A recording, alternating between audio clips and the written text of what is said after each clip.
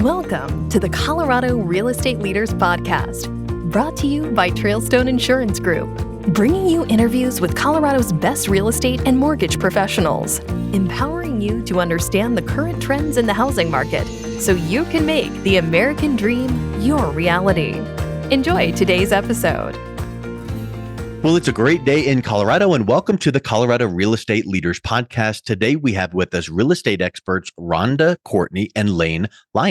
Ronda and Lyon, welcome to the program. Well, thanks for having us.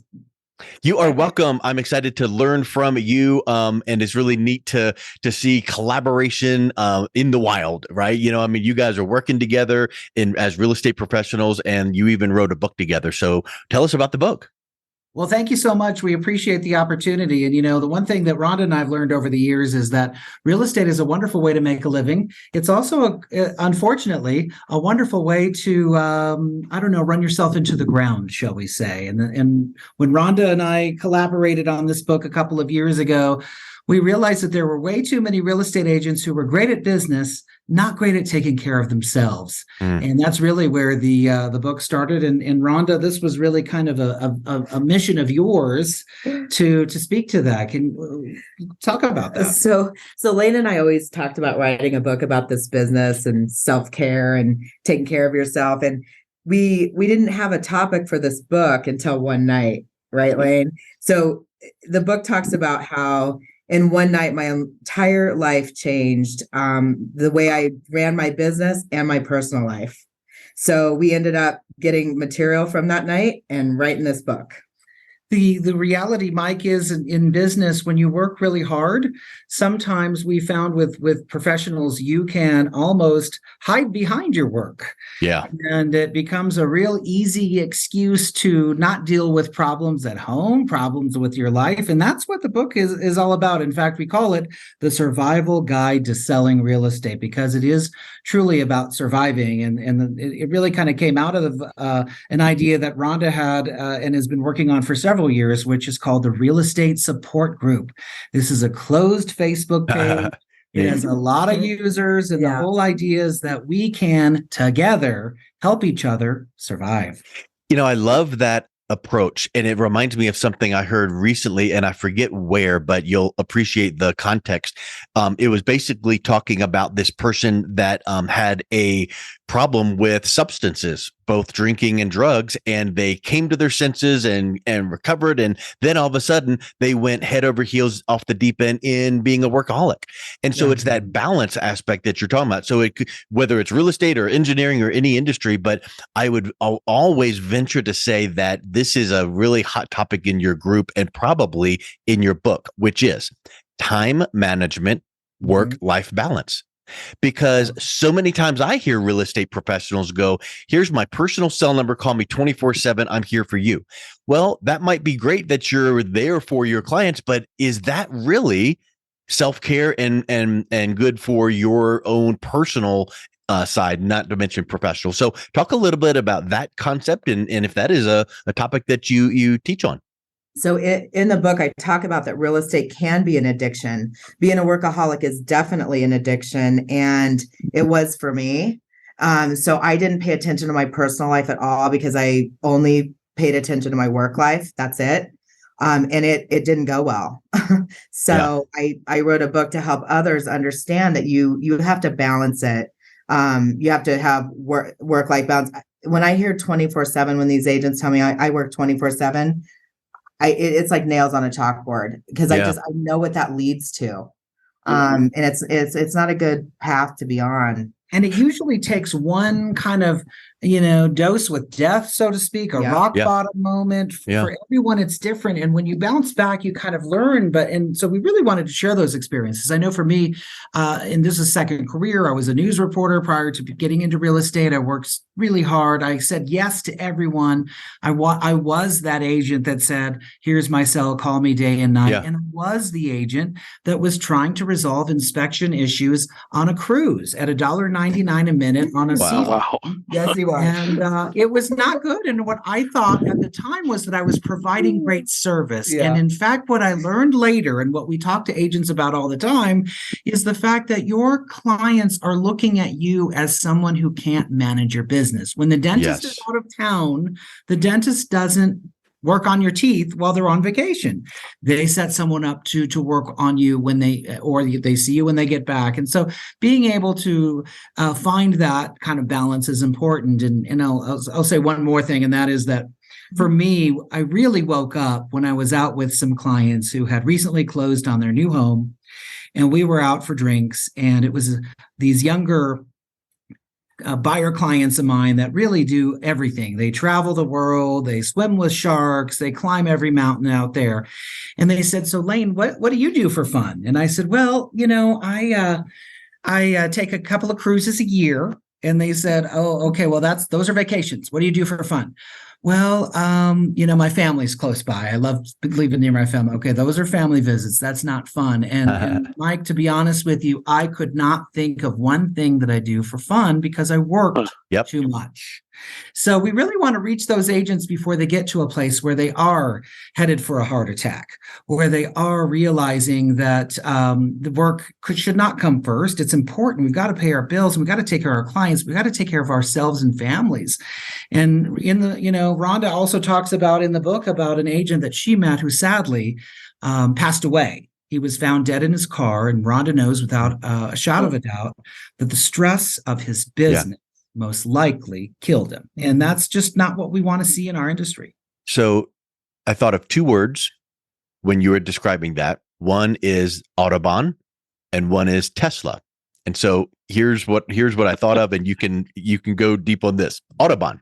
Let's say that we could instantly press a button and get to the German Autobahn with the fastest car known to mankind, and we could just floor it because there's no speed limit, and we just kept it floored for hours upon hours upon hours upon hours upon hours. How long would that engine last? Who knows? But at some point, when it's running at 9,000 RPMs, it's going to implode because you can't keep doing that. Same with their bodies. I'm not a mechanic, I'm not a doctor, but I'll bet there's a great correlation there.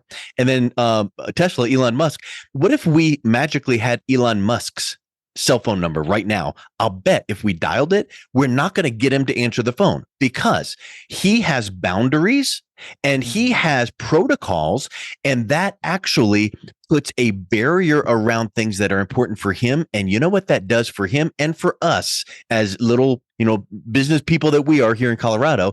That sets us up as being literally, it sets our positioning up. We position ourselves as here for our clients full on, but after a certain time, it's going to be the next day. So talk a little bit about those 2 points that I was thinking about, because I think it really ties in well with the content you cover in your book.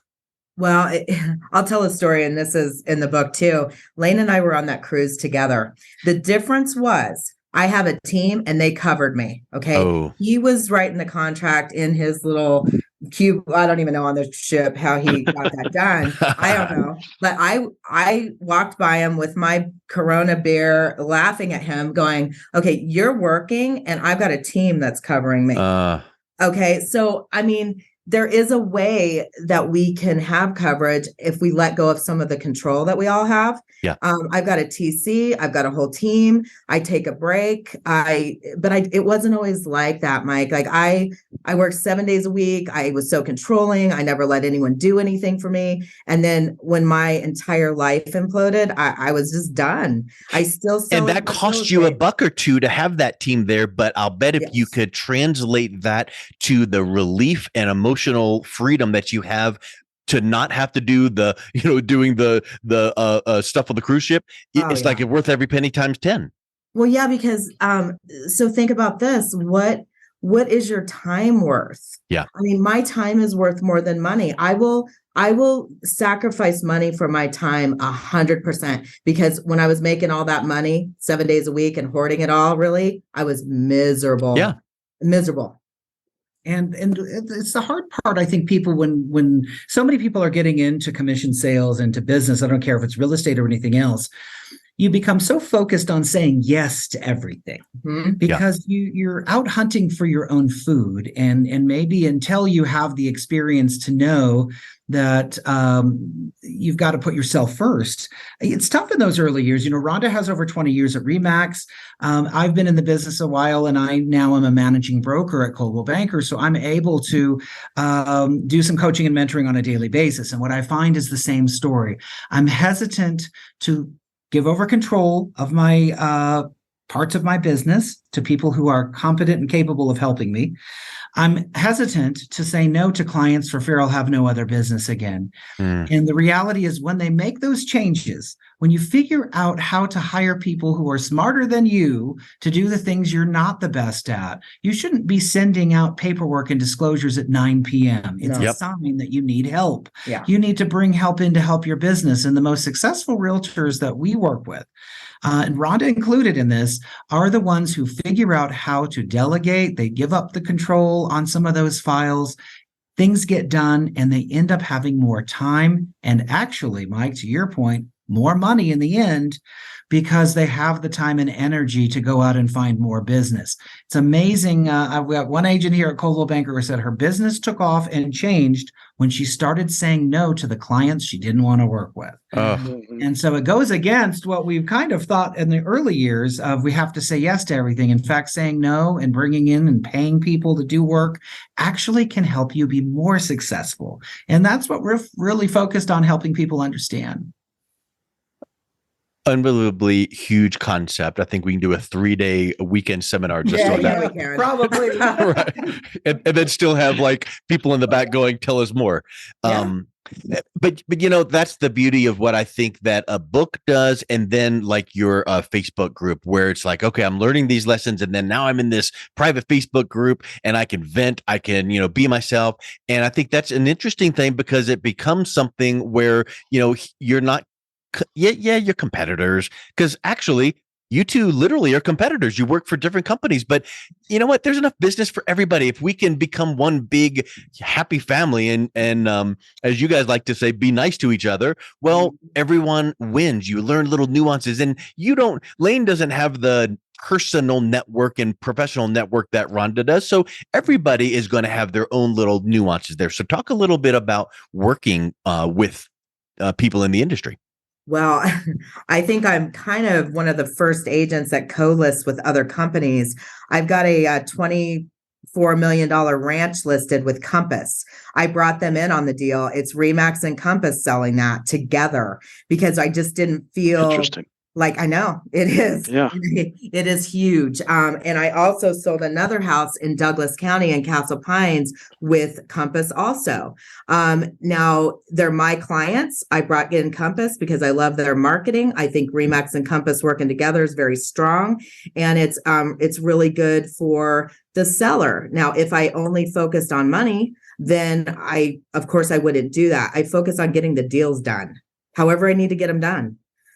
So it is kind of a interesting concept. And it's one that Rhonda is really kind of taking to the next level, if I can kind of promote her a little bit, because I'm such a big fan. But the reality is she has this idea that we need to be nice to each other. And there is a wonderful idea that if we work together, and Rhonda's the first to say that she will cross those company lines and work with each other, but we will get more done with each other if we are finding ways to be respectful, to help our clients over the finish line by working well with the other agent on the deal.